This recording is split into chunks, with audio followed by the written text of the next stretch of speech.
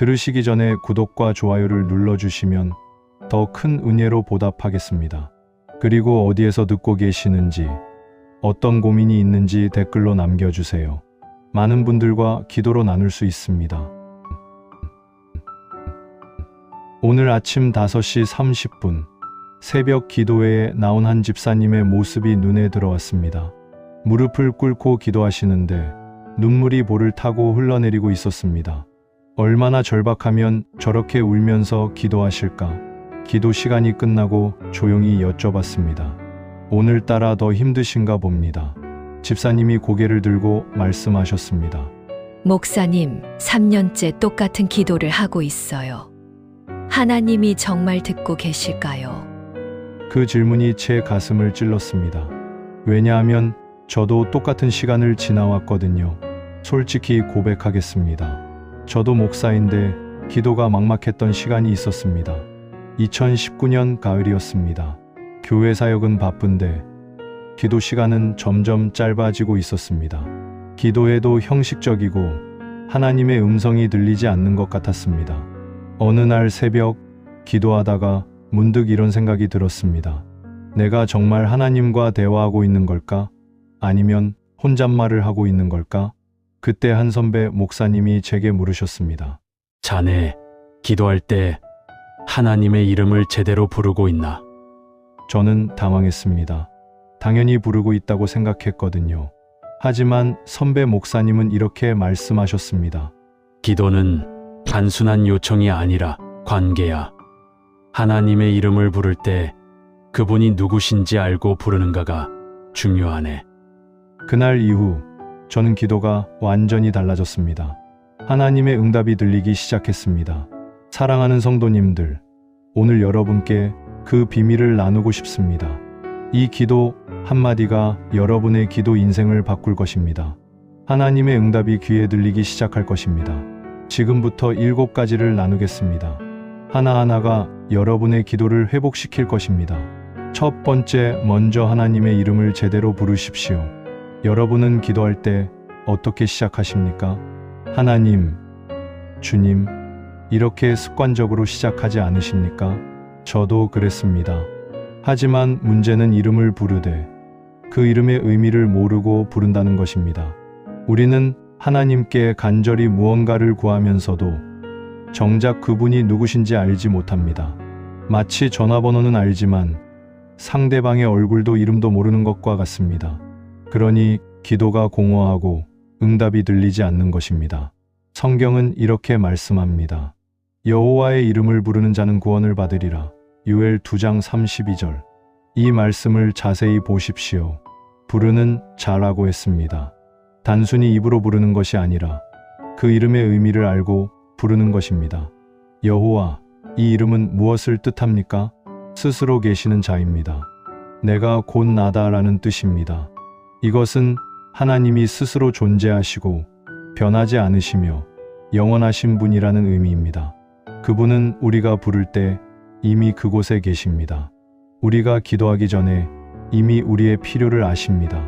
우리가 눈물 흘리기 전에 이미 우리의 아픔을 아십니다. 그런데 왜 우리는 기도할 때 이 사실을 잊어버립니까? 왜 하나님이 멀리 계신 것처럼 닿지 않는 분처럼 기도합니까? 그분의 이름을 제대로 알고 부를 때 기도가 달라집니다.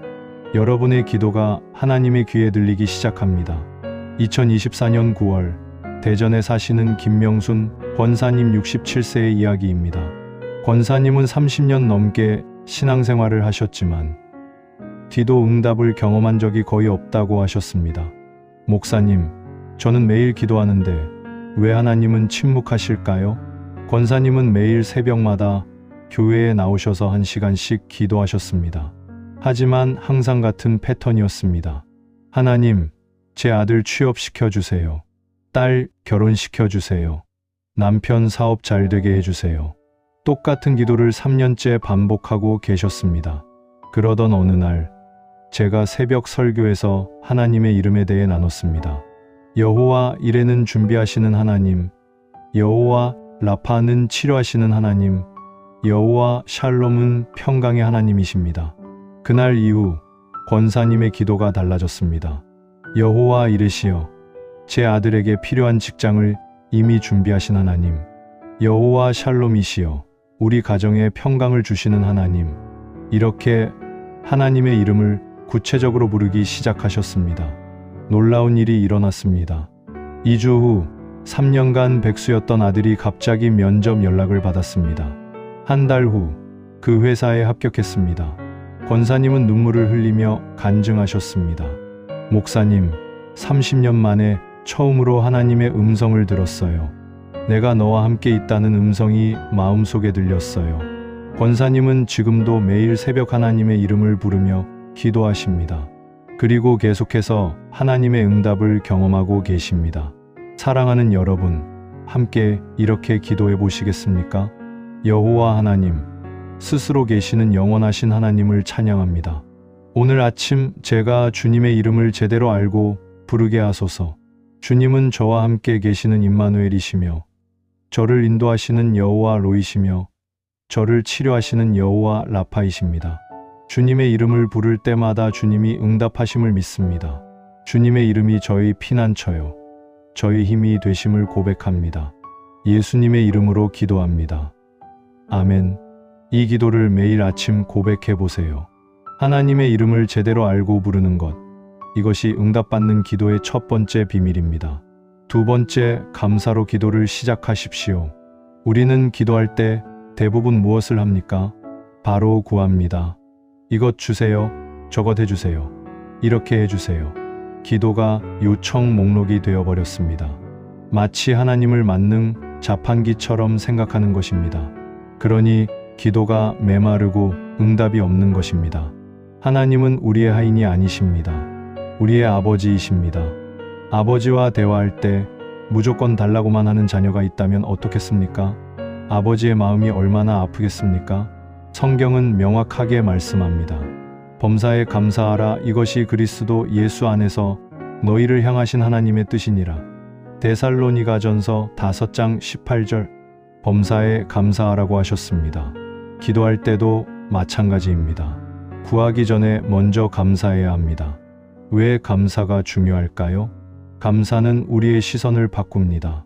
없는 것에서 있는 것으로, 문제에서 축복으로, 절망에서 희망으로 바꿉니다. 감사할 때 우리는 하나님이 이미 우리에게 하신 일들을 기억합니다. 그리고 하나님이 지금도 일하고 계심을 믿게 됩니다. 감사는 믿음의 표현입니다. 감사할 때 하나님의 귀가 열립니다. 시편 100편 4절을 보십시오. 감사함으로 그의 문에 들어가며 찬송함으로 그의 궁정에 들어가서 그에게 감사하며 그의 이름을 송축할지어다. 감사가 하나님의 문을 여는 열쇠입니다. 감사 없이 기도하는 것은 문을 두드리지 않고 집에 들어가려는 것과 같습니다. 그러니 응답이 없는 것입니다. 2024년 11월 부산에 사시는 이영자 집사님 59세의 간증입니다. 집사님은 5년 전 남편이 사업에 실패하면서 큰 빚을 지게 되었습니다.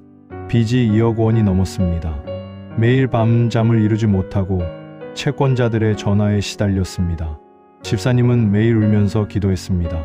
하나님, 이 빚을 갚게 해주세요. 이 고통에서 벗어나게 해주세요. 하지만 상황은 나아지지 않았습니다. 오히려 더 악화되었습니다. 남편은 우울증에 걸렸고 집사님도 불안장애 진단을 받았습니다. 하나님은 왜 제 기도를 듣지 않으실까요? 집사님은 절망했습니다. 그러던 2024년 초, 집사님은 우연히 한 간증 영상을 보게 되었습니다. 어떤 권사님이 암 선고를 받고도 감사 기도를 했다는 내용이었습니다. 하나님, 암에 걸렸지만 아직 숨 쉴 수 있어 감사합니다. 가족이 있어 감사합니다. 그 영상을 보고 집사님은 충격을 받았습니다.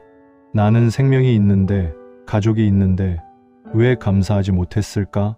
그날부터 집사님의 기도가 바뀌었습니다. 하나님, 빚이 있지만 건강이 있어 감사합니다. 어렵지만 가족이 함께 있어 감사합니다. 힘들지만 오늘도 밥을 먹을 수 있어 감사합니다. 처음에는 억지로 하는 것 같았습니다. 하지만 1주일, 2주일 감사 기도를 하자 마음이 달라지기 시작했습니다. 한 달 후 놀라운 일이 일어났습니다. 남편이 오랜 친구로부터 연락을 받았습니다. 그 친구가 사업을 새로 시작하는데 남편을 파트너로 원한다는 것이었습니다. 월급도 주고 사업이 잘 되면 수익도 나눈다는 조건이었습니다. 집사님 부부는 울면서 감사 기도를 드렸습니다. 3개월 후 남편의 수입이 안정되기 시작했습니다. 6개월 만에 빚의 일부를 갚을 수 있었습니다. 지금은 1년이 지났는데 빚의 절반 이상을 갚았습니다. 집사님은 지금도 매일 감사 기도로 시작합니다. 목사님, 감사가 기적을 가져왔어요. 감사하니까 하나님의 음성이 들리기 시작했어요. 집사님은 이제 교회에서 감사 간증을 자주 하십니다. 감사가 어떻게 삶을 바꾸는지 증거하십니다. 함께 기도하시겠습니까? 사랑하는 하나님 아버지, 오늘 제게 주신 모든 것을 감사드립니다. 숨 쉴 수 있음에 감사하고, 가족이 있음에 감사하고, 오늘을 살아갈 힘을 주심에 감사합니다. 어려운 가운데서도 감사할 수 있는 믿음을 주소서. 문제보다 축복을 먼저 보게 하시고, 절망보다 소망을 먼저 붙잡게 하소서. 감사함으로 주님의 문에 들어가며 찬송함으로 주님의 궁정에 들어갑니다. 주님이 저를 사랑하심을 믿고 주님이 나를 위한 계획이 있으심을 신뢰합니다. 예수님의 이름으로 기도합니다. 아멘. 감사로 기도를 시작하십시오. 그것이 응답받는 기도의 두 번째 비밀입니다. 세 번째, 구체적으로 구하십시오. 많은 분들이 기도할 때 이렇게 합니다. 하나님, 축복해 주세요. 주님, 은혜를 주세요. 하나님, 도와주세요. 이런 기도가 나쁜 것은 아닙니다. 하지만 문제는 너무 막연하다는 것입니다. 무엇을 축복해 달라는 것입니까? 어떤 은혜를 달라는 것입니까? 무엇을 도와달라는 것입니까? 우리 스스로도 모르면서 어떻게 하나님이 응답하시겠습니까? 예수님은 이렇게 말씀하셨습니다. 구하라 그리하면 너희에게 주실 것이요. 찾으라 그리하면 찾아낼 것이요. 문을 두드리라 그리하면 너희에게 열릴 것이니. 마태복음 7장 7절. 구하라고 하셨습니다. 막연하게 바라지 말고 구체적으로 구하라는 것입니다. 성경을 보면 하나님께 응답받은 사람들은 모두 구체적으로 구했습니다.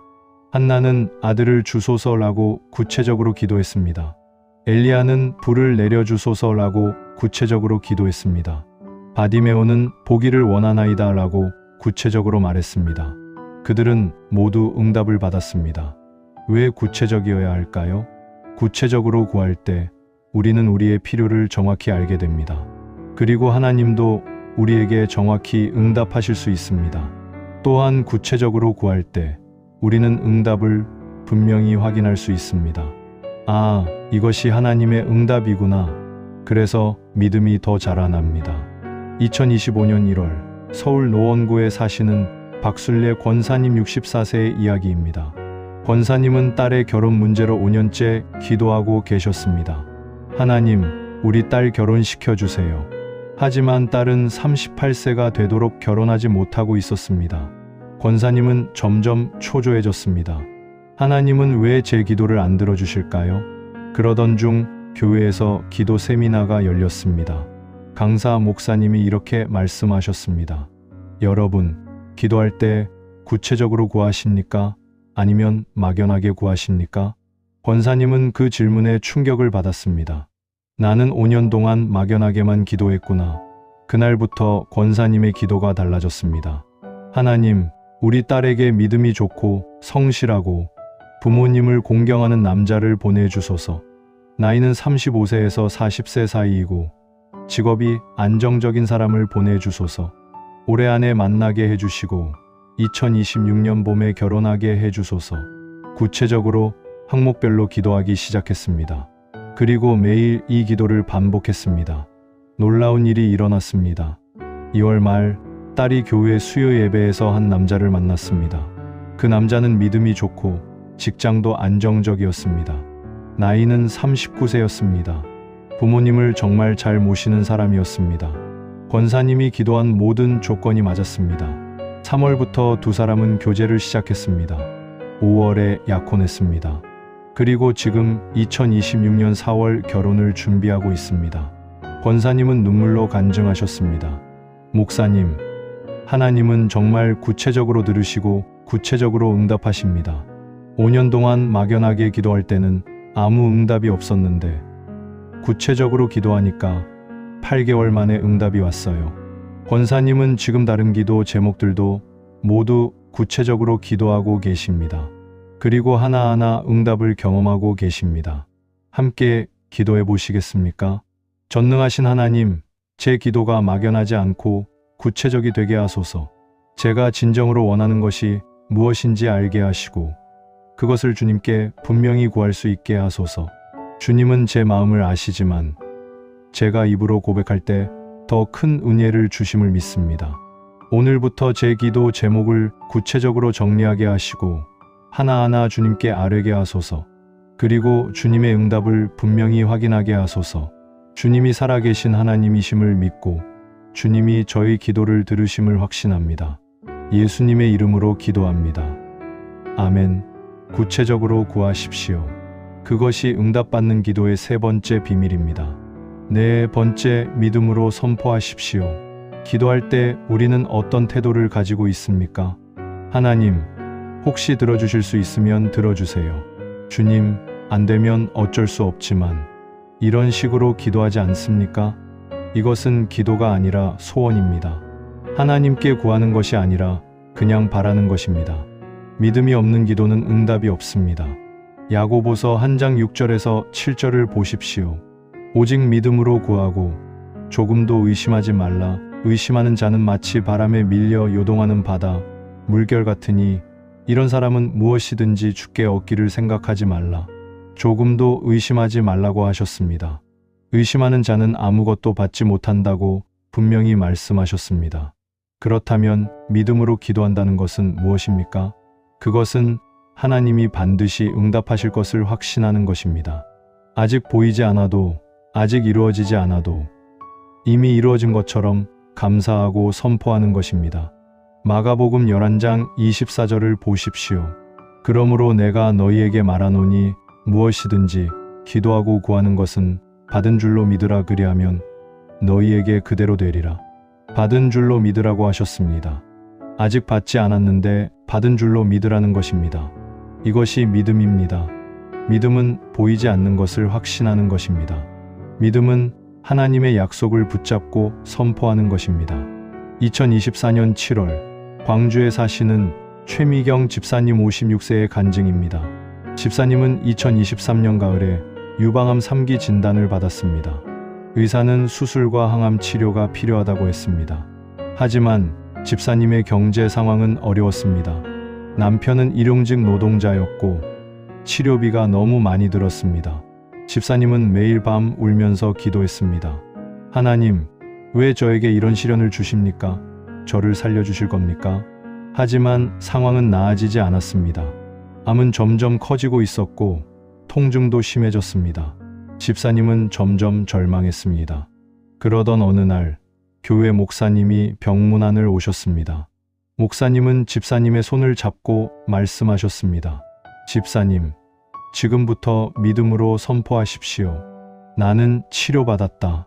나는 건강하다. 이렇게 매일 고백하십시오. 집사님은 처음에는 이해할 수 없었습니다. 아직 아픈데 어떻게 치료받았다고 말해요? 하지만 목사님은 마가복음 11장 24절을 읽어주셨습니다. 받은 줄로 믿으라. 그리하면 너희에게 그대로 되리라. 그날부터 집사님의 기도가 바뀌었습니다. 하나님, 저는 예수님의 이름으로 치료받았습니다. 제 몸의 암세포가 사라지고 있습니다. 저는 건강합니다. 저는 살 것입니다. 매일 아침, 매일 저녁 이렇게 선포하며 기도했습니다. 처음에는 믿어지지 않았습니다. 통증은 여전했고 몸은 여전히 약했습니다. 하지만 집사님은 포기하지 않았습니다. 2주가 지났습니다. 한 달이 지났습니다. 어느 날 집사님은 통증이 조금 줄어든 것을 느꼈습니다. 혹시 한 달 반 후 병원에서 다시 검사를 받았습니다. 의사가 놀라운 표정으로 말했습니다. 집사님, 암이 많이 줄어들었어요. 이건 거의 기적입니다. 집사님은 그 자리에서 울면서 감사 기도를 드렸습니다. 3개월 후 다시 검사를 받았습니다. 암이 거의 사라졌습니다. 6개월 후 완치 판정을 받았습니다. 의사도 설명할 수 없는 기적이었습니다. 집사님은 지금도 매일 믿음으로 선포하며 기도합니다.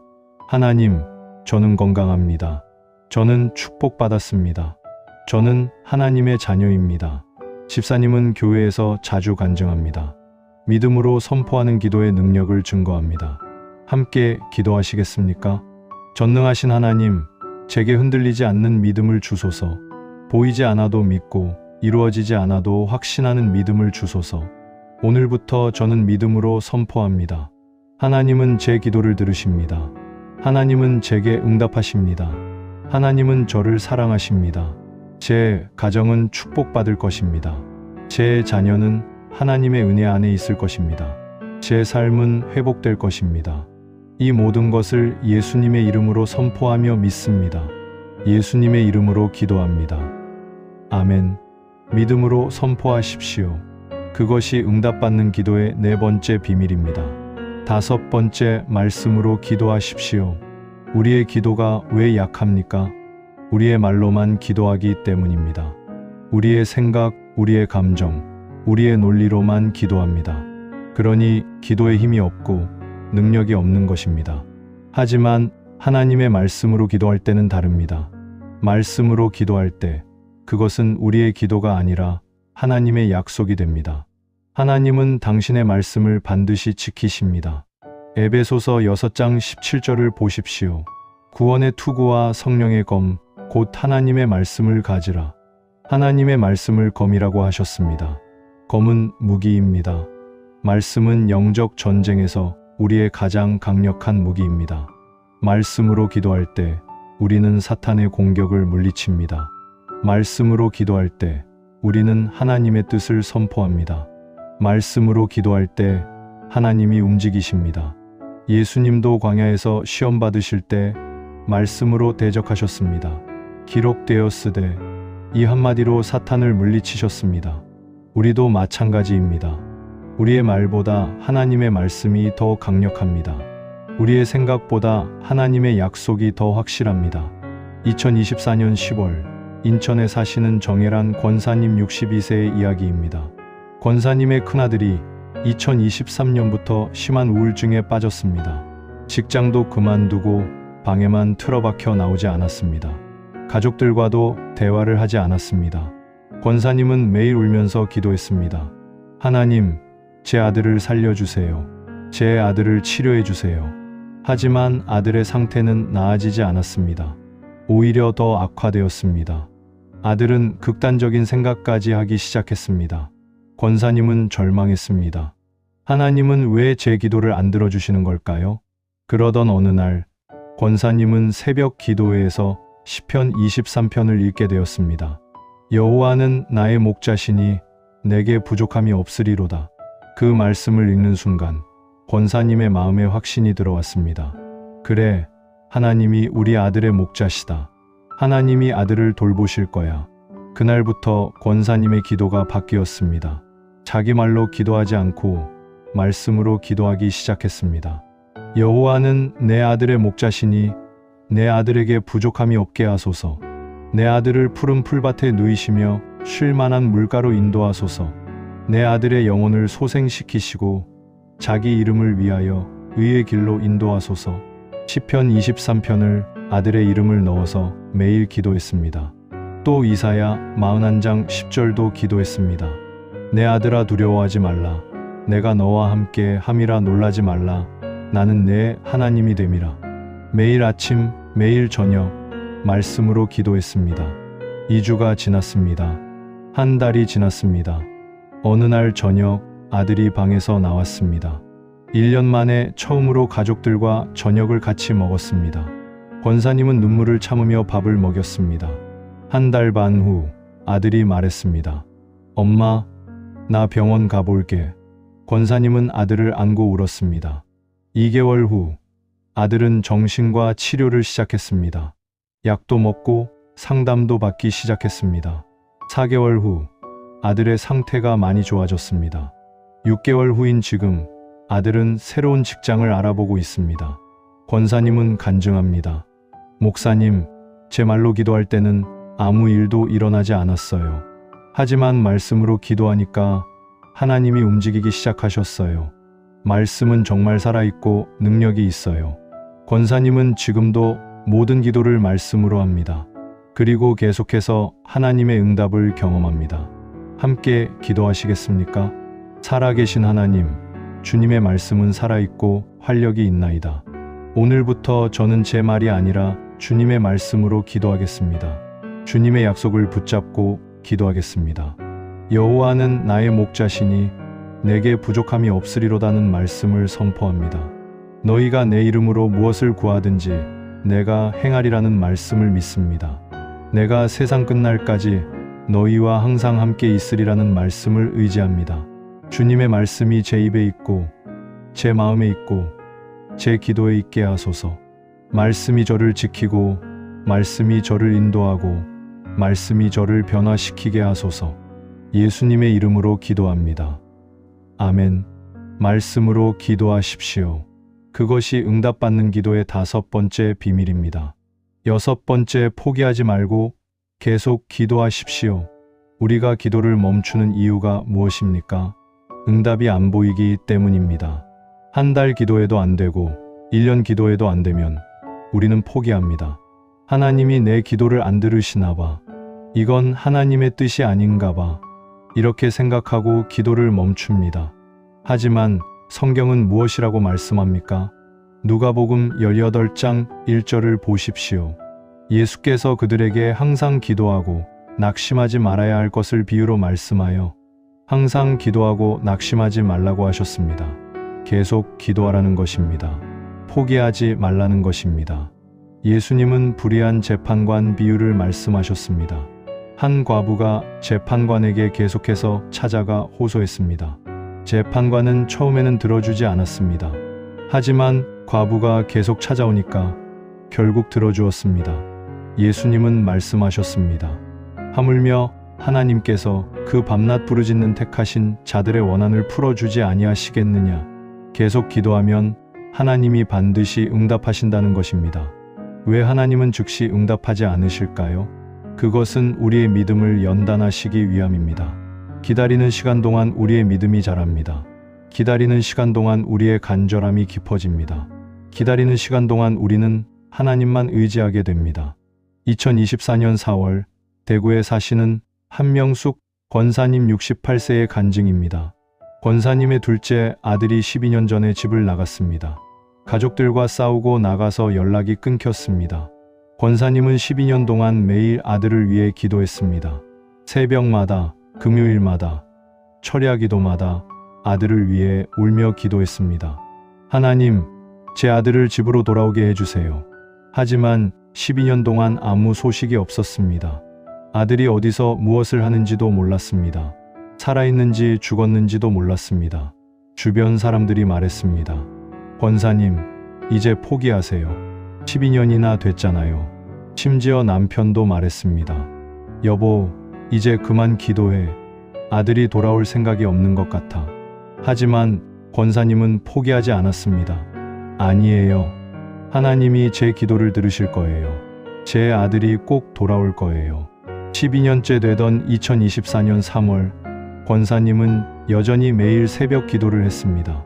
그런데 어느 날 새벽, 기도하는데 마음에 확신이 들어왔습니다. 올해다. 올해 아들이 돌아온다. 권사님은 그날부터 더 열심히 기도했습니다. 한 달이 지났습니다. 2달이 지났습니다. 그리고 4월 15일 저녁이었습니다. 초인종이 울렸습니다. 권사님이 문을 열었는데 거기에 아들이 서 있었습니다. 12년 만에 돌아온 아들이었습니다. 아들은 눈물을 흘리며 말했습니다.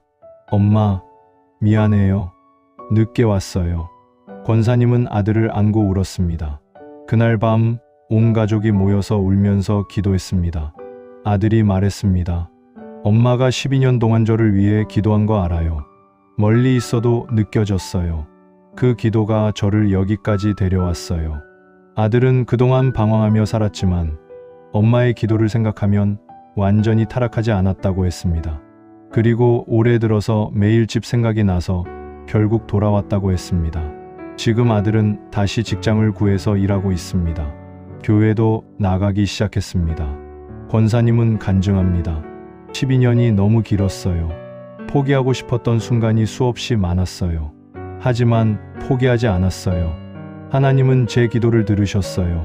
12년이 걸렸지만 결국 응답하셨어요. 권사님의 간증을 들은 많은 성도들이 위로를 받았습니다. 포기하지 않고 계속 기도하겠다고 결단했습니다. 함께 기도하시겠습니까? 인내의 하나님, 제게 포기하지 않는 믿음을 주소서. 응답이 보이지 않아도, 시간이 오래 걸려도, 상황이 변하지 않아도 계속 기도하게 하소서. 주님의 때가 있음을 믿고 주님의 계획이 가장 좋음을 신뢰하며 끝까지 기도하게 하소서. 제 기도가 헛되지 않음을 믿습니다. 주님이 제 기도를 들으심을 확신합니다. 주님이 반드시 응답하실 것을 믿습니다. 오늘도 포기하지 않고 주님께 나아갑니다. 내일도 모레도 응답이 올 때까지 계속 기도하겠습니다. 주님, 저를 붙들어 주소서. 예수님의 이름으로 기도합니다. 아멘. 포기하지 말고 계속 기도하십시오. 그것이 응답받는 기도의 6번째 비밀입니다. 7번째, 하나님의 때를 기다리십시오. 우리는 급합니다. 기도하면 당장 응답이 오기를 원합니다. 오늘 기도하면 내일 응답이 오기를 바랍니다. 하지만 하나님의 시간표는 우리와 다릅니다. 하나님에게는 하나님의 때가 있습니다. 전도서 3장 1절을 보십시오. 천하의 범사가 기한이 있고 모든 목적이 이루어질 때가 있나니 모든 일에 때가 있다고 하셨습니다. 하나님의 응답에도 때가 있습니다. 너무 빠르면 우리가 준비되지 않습니다. 너무 빠르면 우리가 하나님의 은혜를 깨닫지 못합니다. 하나님은 최선의 때에 최선의 방법으로 응답하십니다. 우리가 할 일은 하나님의 때를 기다리는 것입니다. 기다림은 고통스럽습니다. 하지만 기다림 속에서 우리는 성숙합니다. 기다림 속에서 우리는 하나님을 더 깊이 알게 됩니다. 기다림 속에서 우리는 감사를 배웁니다. 시편 27편 14절을 보십시오. 너는 여호와를 기다릴지어다. 강하고 담대하며 여호와를 기다릴지어다. 기다리라고 2번이나 말씀하셨습니다. 그만큼 중요하다는 것입니다. 2024년 8월 전주에 사시는 오경희 집사님 61세의 마지막 간증입니다. 집사님은 20년 전에 시어머니와 큰 갈등을 겪었습니다. 시어머니는 집사님을 심하게 구박했고 집사님도 많이 힘들어했습니다. 둘 사이는 원수처럼 지냈습니다. 20년 동안 제대로 대화를 나눈 적이 없었습니다. 집사님은 15년 전부터 시어머니를 위해 기도하기 시작했습니다. 하나님, 시어머니와 화해하게 해주세요. 시어머니가 저를 용서하게 해주세요. 하지만 15년 동안 아무 변화가 없었습니다. 시어머니는 여전히 차갑게 대했고 집사님도 여전히 힘들었습니다. 하나님, 언제까지 기다려야 합니까? 집사님은 지쳤습니다. 그러던 2024년 5월 시어머니가 갑자기 쓰러졌습니다. 뇌졸중이었습니다. 병원에 입원했고 반신불수가 되었습니다. 집사님은 매일 병원에서 시어머니를 간호했습니다. 대소변을 받아내고 식사를 도와드리고 몸을 닦아드렸습니다. 시어머니는 처음에는 집사님을 외면했습니다. 하지만 집사님은 매일 정성껏 간호했습니다. 그리고 매일 밤 시어머니를 위해 기도했습니다. 한 달이 지났습니다. 2달이 지났습니다. 어느 날 시어머니가 집사님의 손을 잡았습니다. 그리고 눈물을 흘리며 말했습니다. 미안하다. 내가 너를 너무 힘들게 했지. 집사님도 울면서 말했습니다. 어머니, 저도 죄송해요. 제가 효도를 못했어요. 20년 만에 두 사람은 화해했습니다. 15년 동안 기도했던 것이 마침내 이루어진 것입니다. 그 후 시어머니는 3개월 만에 기적적으로 회복되었습니다. 걷지 못할 것이라던 의사의 말과 달리 시어머니는 다시 걸을 수 있게 되었습니다. 지금 두 사람은 매주 함께 교회에 갑니다. 시어머니는 집사님 덕분에 믿음을 갖게 되었다고 합니다. 집사님은 간증합니다. 15년이 너무 길었어요. 왜 하나님은 응답하지 않으실까? 수없이 물었어요. 하지만 지금 생각해보니 그 15년이 필요했어요. 제가 변해야 했고 시어머니도 변해야 했어요. 하나님의 때가 가장 좋은 때였어요. 집사님의 간증을 듣고 많은 사람들이 위로받았습니다. 하나님의 때를 기다리는 것이 얼마나 중요한지 깨달았습니다. 사랑하는 여러분, 마지막으로 함께 기도하시겠습니까? 영원하신 하나님, 주님의 시간표는 저희 시간표와 다름을 고백합니다. 제가 원하는 때가 아니라 주님이 정하신 때에 응답하심을 믿습니다. 주님의 때는 항상 가장 좋은 때이며 가장 완벽한 때임을 신뢰합니다. 기다림 속에서 낙심하지 않게 하시고 기다림 속에서 더욱 성숙하게 하소서. 주님의 때를 기다리는 것이 제게 가장 큰 축복임을 깨닫게 하소서. 조급해하지 않고 평안함으로 기다리게 하시고 의심하지 않고 확신함으로 기다리게 하소서. 주님이 정하신 그날, 그 시간에 가장 아름다운 응답을 주실 것을 믿습니다. 그때까지 저는 기다리겠습니다. 예수님의 이름으로 기도합니다. 아멘. 하나님의 때를 기다리십시오. 그것이 응답받는 기도의 7번째 비밀입니다. 지금까지 나눈 7가지 말씀을 하나의 기도로 드리겠습니다. 함께 기도하시겠습니까? 사랑하는 하나님 아버지, 오늘 이 시간 주신 응답받는 기도의 7가지 비밀을 감사드립니다. 하나님의 이름을 제대로 부르고 감사로 시작하고 구체적으로 구하고 믿음으로 선포하고 말씀으로 기도하고 포기하지 않고 계속하며 하나님의 때를 기다리는 이 모든 비밀을 가르쳐 주셔서 감사합니다. 저는 지금 고백합니다. 여호와 하나님, 당신은 스스로 계시는 영원하신 하나님이십니다. 여호와 이레, 저희 모든 필요를 아시고 준비하시는 하나님이십니다. 여호와 라파, 저희 모든 상처를 치료하시는 하나님이십니다. 여호와 샬롬, 저희 모든 불안을 평안으로 바꾸시는 하나님이십니다. 저는 감사합니다. 오늘도 숨 쉬게 하심에 감사하고 가족을 주심에 감사하고 이 말씀을 듣게 하심에 감사합니다. 어려운 가운데서도 감사할 수 있는 믿음을 주셔서 감사합니다. 저는 이제 구체적으로 구합니다. 제 가정에 하나님의 사랑과 평강이 충만하게 하소서. 제 자녀들이 하나님을 경외하며 바른 길로 가게 하소서. 제 건강을 지켜주시고 제 마음에 평안을 주소서. 제가 필요한 모든 것을 주님께서 아시니 주님의 뜻대로 채워주소서. 저는 믿음으로 선포합니다. 하나님은 제 기도를 들으십니다. 하나님은 제게 응답하십니다. 제 가정은 축복받을 것입니다. 제 자녀는 하나님의 손안에 있습니다. 제 삶은 회복될 것입니다. 저는 말씀으로 기도합니다. 무엇이든지 기도하고 구하는 것은 받은 줄로 믿으라 그리하면 너희에게 그대로 되리라는 말씀을 붙잡습니다. 너희가 내 이름으로 무엇을 구하든지 내가 행하리라는 약속을 의지합니다. 여호와를 기다리는 자는 복이 있나니라는 말씀을 고백합니다. 저는 포기하지 않겠습니다. 응답이 보이지 않아도, 시간이 오래 걸려도, 상황이 변하지 않아도 계속 기도하겠습니다. 끝까지 주님을 붙잡고 끝까지 주님을 신뢰하며 끝까지 주님을 찾겠습니다. 저는 하나님의 때를 기다리겠습니다. 주님의 시간표가 가장 완벽함을 믿고 주님의 계획이 가장 좋음을 신뢰하며 주님의 응답을 소망 가운데 기다리겠습니다. 오늘부터 제 기도가 달라질 것입니다. 하나님의 응답이 제 귀에 들릴 것입니다. 하나님의 음성이 제 마음에 울릴 것입니다. 하나님의 기적이 제 삶에 나타날 것입니다. 이 모든 것을 주님의 약속을 붙잡고 선포하며 믿습니다. 살아계신 예수 그리스도의 이름으로 기도합니다. 아멘. 사랑하는 성도님들, 오늘 우리는 응답받는 기도의 7가지 비밀을 나누었습니다. 첫째, 하나님의 이름을 제대로 부르십시오. 둘째, 감사로 기도를 시작하십시오. 셋째, 구체적으로 구하십시오.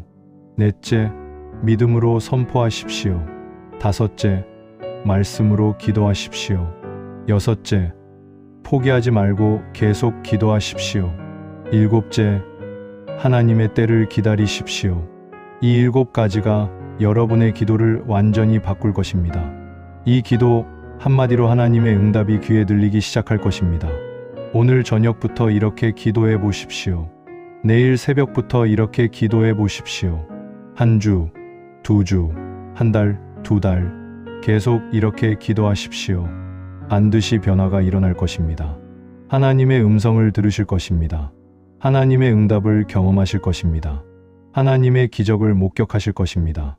오늘 이 말씀이 여러분에게 도움이 되셨다면 좋아요 버튼을 눌러주시고 댓글로 여러분의 기도 제목을 나눠주세요. 함께 기도하겠습니다. 그리고 이 영상을 어려움 가운데 있는 분들과 나눠주세요. 여러분을 통해 더 많은 분들이 응답받는 기도의 비밀을 알게 되기를 바랍니다. 구독과 알림 설정도 부탁드립니다. 앞으로도 여러분의 신앙생활에 실제로 도움이 되는 말씀을 계속 나누겠습니다. 사랑하는 여러분, 하나님은 여러분의 기도를 들으십니다. 하나님은 여러분을 사랑하십니다. 하나님은 여러분께 가장 좋은 것으로 응답하실 것입니다. 오늘 하루도 하나님의 은혜가 충만하시기를 축복합니다. 여러분의 모든 기도가 하늘에 닿기를 축복합니다. 여러분의 가정에 하나님의 평강이 임하시기를 축복합니다. 예수님의 이름으로 축복합니다. 감사합니다.